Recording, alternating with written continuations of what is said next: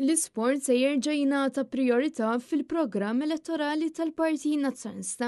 Dan iddikjaraħ il-kap tal-Partit Nazzjonalista Bernard Grech waqt konferenza li tellet mill-Partit Nazzjonalista dwar l-isport fil-Mediterranean College of Sports li jinsab f'Birkirkara. Konferenza li matula Bernard Grech tkellem dwar l-importanza li l-gvern elett miċ-ċittadini għandu jagħti lis-settur sportiv mod speċjali fejn jidħol l-investiment u l-inċentivi fiskali. U dan jista' jsir billi minflok jieħlew flusa biex proġetti siru jinqala iktar minn darba dawn l-istess flus jiġu investiti fl-atleti Maltin.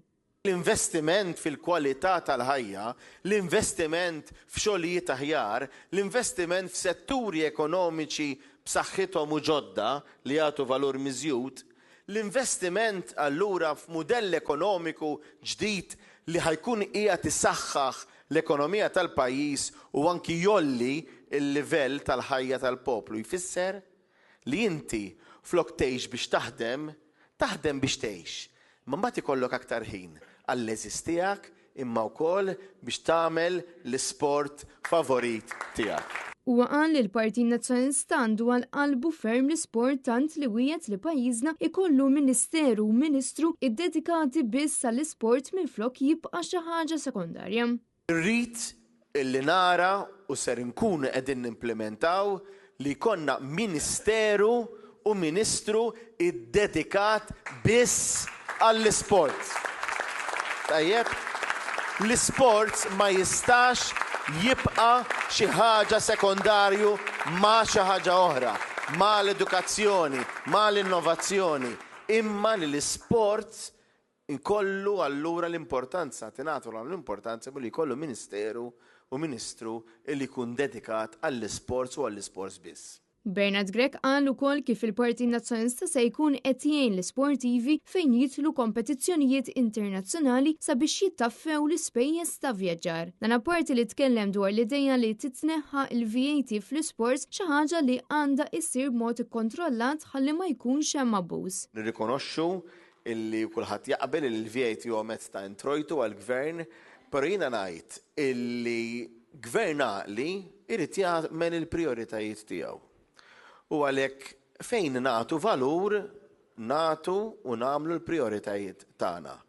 Il-flus nistgħu naħsbu għalihom, nistgħu ninvestu għalihom.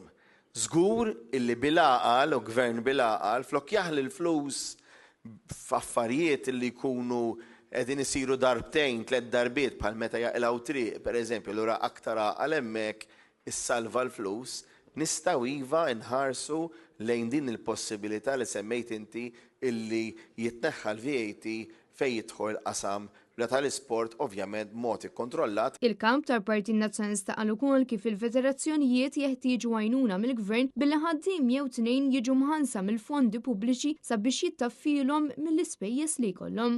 Żgur li l-assoċjazzjonijiet u anke l-federations għandhom bżonn anke għajnuna mhux biss finanzjarja diretta imma anke fejn jidħol il-personell. U f'dan is-sens allura rridu naraw illi jkun hemm skont il-qisu skont ix-xogħol li tkun qegħdin tagħmlu persuna jew anke tnejn illi jew ikunu mħallsa mill-fondi pubbliċi jew inkella li jkunu seconded sewwa mal-gvern biex ikunu jistgħu proprju jagħmlu xogħol ħalli jsaħħu dawn l-istruttura. Dwar il-Kunsilli Lokali, Bernard Grech jirrikonoxxa ħtieġa li dawn ikollhom involviment ferm ikbar biex iħeġġu l-aċċessibilità għall-attività fiżika għal dawk il-persuni kollha ta' kull età. Fejn jidħlu l-Kunsilli Lokali u aħna nemmnu illi jistgħu jkunu aktar involuti anke fil-kultura tal-isport f'pajjiżna, rrid nara illi f'diversi areas, mhux biss f'kull lokalità manka f'żoni residenzjali varji, fl-istess lokalità, jkun hemm areas